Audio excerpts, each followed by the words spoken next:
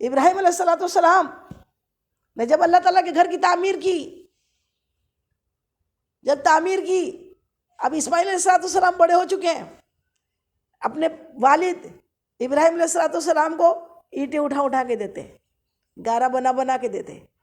ادھر آدم علیہ السلام نے تعمیر کی تھی، ماں حوا نے گارا بنایا تھا. ابھی ابراہیم علیہ السلام اینٹیں رکھتے، پتھر رکھتے، اور آپ کے فرزند اسماعیل علیہ السلام گارا بنا کے اینٹیں لا کے دیتے.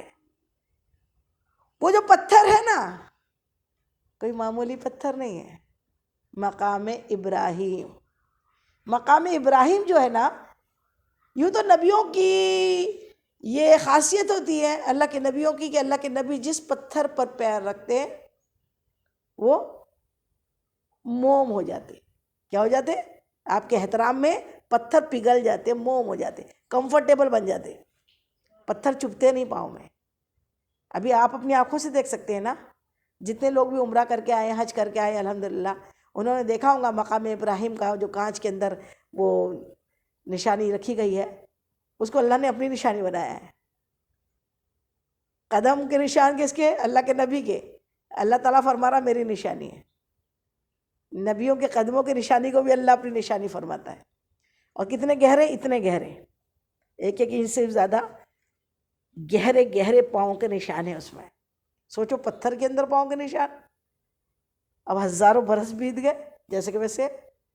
اور آپ تو جس پتھروں پہ جو بھی اللہ کے نبی، یہاں تک کہ ہماری امی حضرت خدیجۃ الکبریٰ رضی اللہ تعالیٰ عنہ سلام اللہ علیہ جب غار حرام کے میں جبل نور پر آقا کا توشہ لے کر جاتی نا، ہر پتھر آپ کی محبت میں، احترام میں موم ہو جاتا تھا.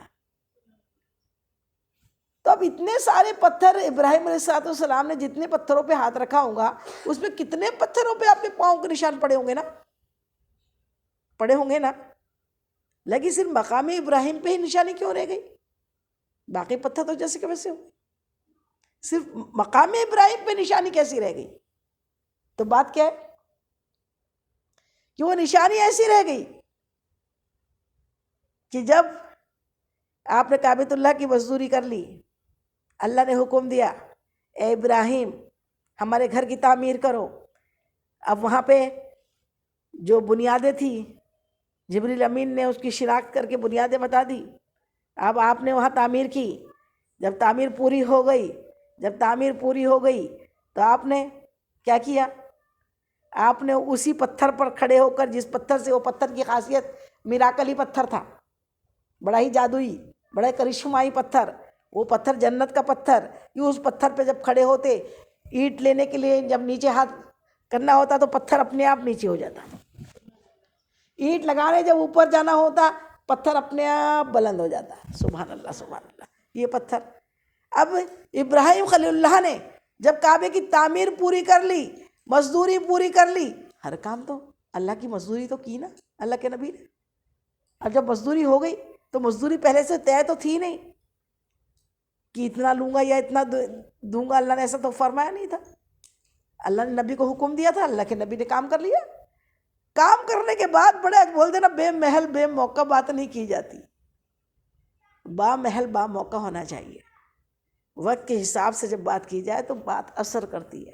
دعا بھی دل سے نکلے اور وقت خاص ہو تو اثر کرتی ہے. تو اب ابراہیم خلیل اللہ نے کعبے کی تعمیر کے بعد اسی پتھر پر کھڑے ہو کر اپنے رب کی بارگاہ میں ہاتھ بلند کیے، مناجات کی. مولا میں نے تیرے گھر کی تعمیر پوری کر دی. اللہ میں نے تیرے گھر کی تعمیر مکمل کر دی، پوری کر دی. اب میری مزدوری مجھ کو دے دے، اب میری مزدوری مجھے عطا کر دے.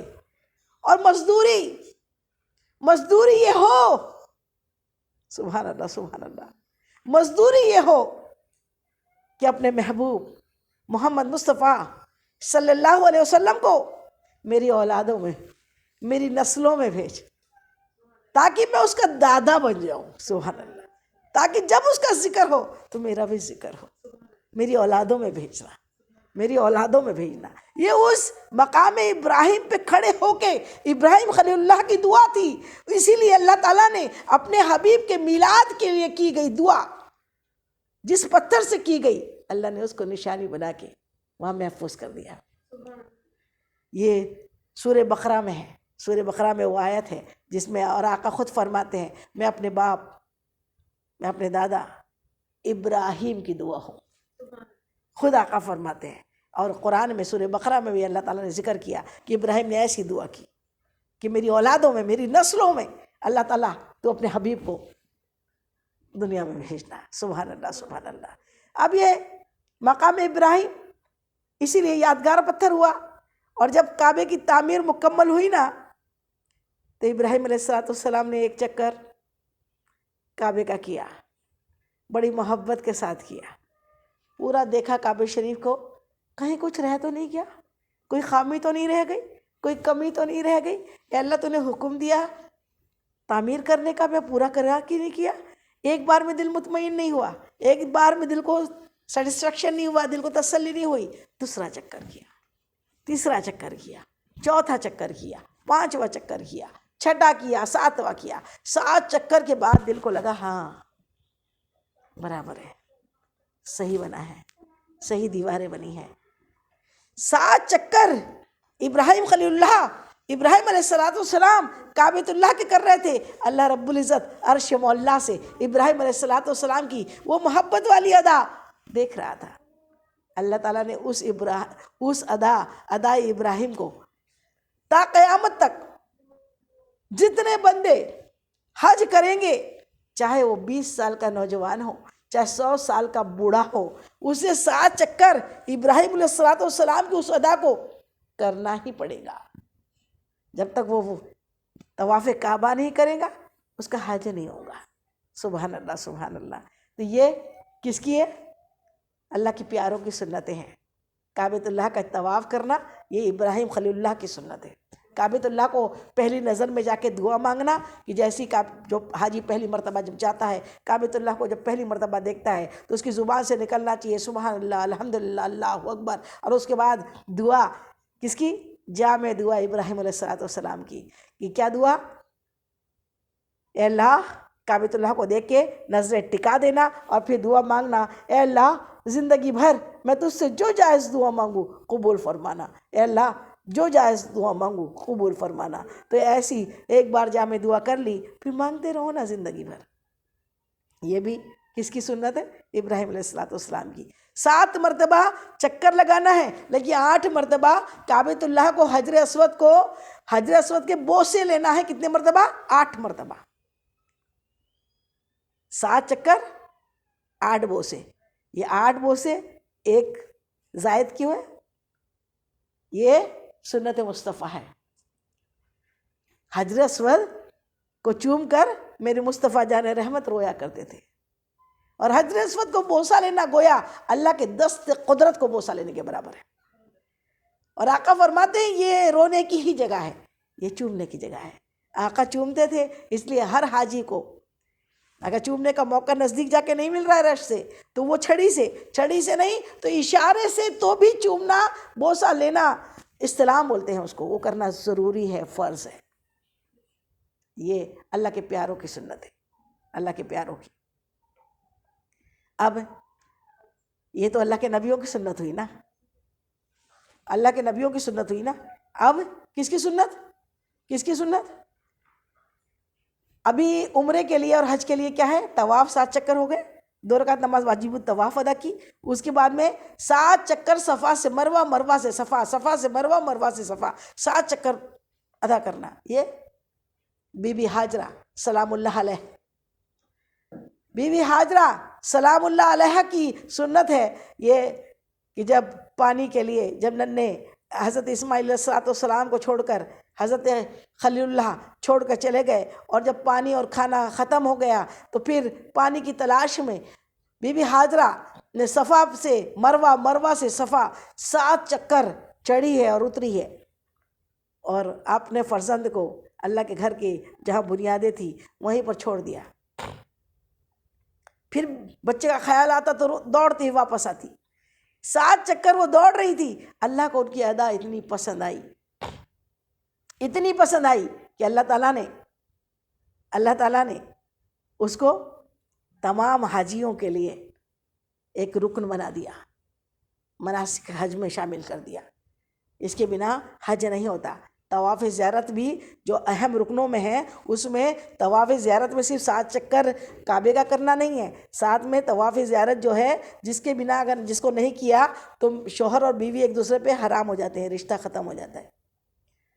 اور یہ فرضوں میں، حج کے فرضوں میں احرام باندھنا، وقوف عرفات کرنا اور طواف زیارت کرنا، یہ 3 حج کے فرض ہیں.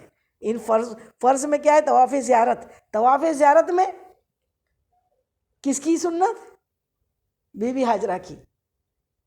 بی بی حاجرہ سلام اللہ علیہ علیہ الصلوۃ والسلام کی سنت ہے کہ صفا اور مروہ سے دوڑنا. سبحان اللہ سبحان اللہ. یہ حج جو ہے یہ اللہ کے پیاروں کی سنتیں ہیں، اللہ کے خاص بندوں کی. اور حج جب سے دنیا قائم ہوئی، آدم علیہ الصلوۃ والسلام آئے، ہر نبی نے حج کیا ہے. ہاں فرض جو اسلام میں ہوا وہ 9 ہجری میں ہوا. 10 ہجری میں میرے آقا مصطفیٰ جان رحمت نے حجۃ الوداع کیا، جو ظاہراً فرض ہونے کے بعد وہ پہلا حج تھا، آخری حج تھا. حجۃ الوداع کے نام سے وہ مشہور ہے، اس کا خطبہ بھی مشہور ہے، جو اللہ تعالیٰ کے حبیب ہمارے آقا مصطفیٰ جان رحمت نے اپنی اونٹنی قصبہ پہ سوار ہو کر ایک طویل عالم اسلام کے لیے خطبہ دیا. وہ بہت ہی اہم ہے، جس کو انشاءاللہ آئندہ نشست میں بتانے کی ہم کوشش کریں گے. تو یہ میرے آقا مدنی آقا سونے آقا نے جو حج کیا، کم و بیش 1 لاکھ سے زائد صحابہ کرام آپ کے ساتھ حج میں شامل تھے. اور آقا کریم صلی اللہ علیہ وسلم نے اپنی زندگی میں اعلان نبوت کے پہلے بھی مسلسل حج کیے ہیں. کوئی کہتا ہے نا کہ آقا نے ایک ہی حج کیا، اور حج کو لوگوں نے اتنا چھوٹا بنا دیا ہے کہ کہیں جہاں آتش بازیاں، آج کل تو شادیاں ہو رہی ہے، اسٹیج پہ آتش بازی چلتی ہے، دولہا دلہن آج کل ڈانس کر رہے ہیں، مسلمانوں کا یہ فیشن ہو گیا. اللہ اکبر. اور ولگرٹی بڑھ رہی ہے. تھوڑے دن میں تو شاید بیڈ روم بھی وہ اسٹیج پہ ہی رہے گا، مجھ کو لگتا ہے. شرم و حیا ختم ہوتی جا رہی ہے. جس قدر زیادہ ڈھول تماشے آتش بازیاں اور کتنا پیسہ، کتنا لون میں، اور اس میں شادی کو، نکاح کو اتنا زیادہ ہارڈ کر دیا. اس میں لوگ نہیں ٹونٹ کرتے کسی کو کہ اتنا پیسہ خرچ کرنے کی کیا ضرورت تھی، جس کی وجہ سے کئی غریب بچیوں کی شادیاں ہونا رک جاتی ہے.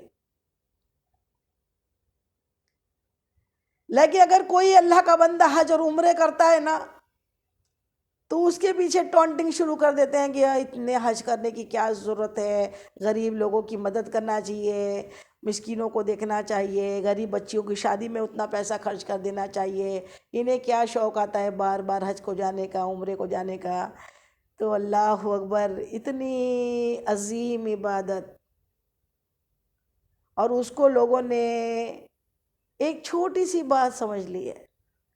بھائی جو اللہ کا دیوانہ ہے نا، جو پروانہ بن کے جاتا ہے نا، وہ اپنا سارا سال اپنا مال اپنے جانے کے لیے اپنا پیٹ کاٹ کاٹ کے بچاتا بھی ہے، اور اپنے شوق مارتا ہے.